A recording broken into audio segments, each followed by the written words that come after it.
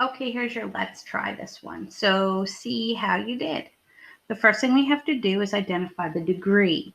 Remember that degree means that you're going to multiply the front x's together or add them up, and that's an x to the third. So that's going to make this a cubic.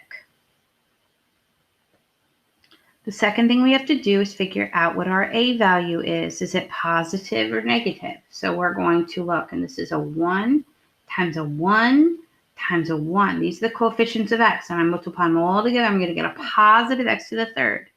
That makes my x positive, or my a positive, I mean. So what that means is I know I have a cubic. Cubics are odd functions or odd degrees. So that means that for a positive one, it starts off at the bottom left and moves top right. So this is what our picture should look like. This is like our rough sketch. But we still have two things to actually find before we can make our real sketch. We need a y-intercept. To find our y-intercept for factored ones, we're going to multiply our 3 times our negative 5 times our 1. So 3 times negative 5 is negative 15, and negative 15 times 1 is negative 15.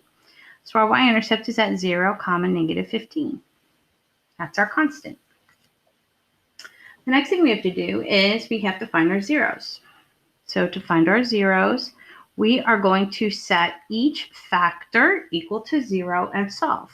So x plus 3 equals 0, x minus 5 equals 0, and x plus 1 equals 0. And we're going to solve each of those for x. So this one, don't forget you're doing the opposite. So this is going to be negative 3.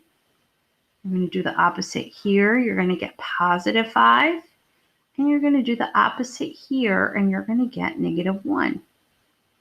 A cubic can have up to 3 crosses, and we do have 3 crosses on the x-axis.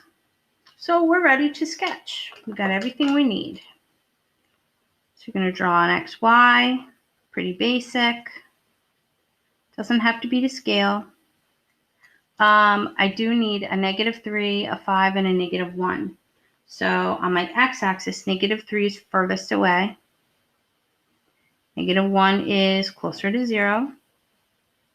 And 5 is over here. I'm positive.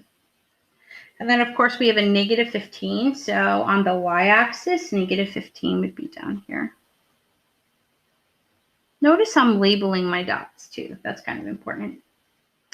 And here's the thing, like for this one, it says that we need a positive cubic. So it's got to start down here, and it's got to cross, and it's going to end up here. So I'm going to start down here,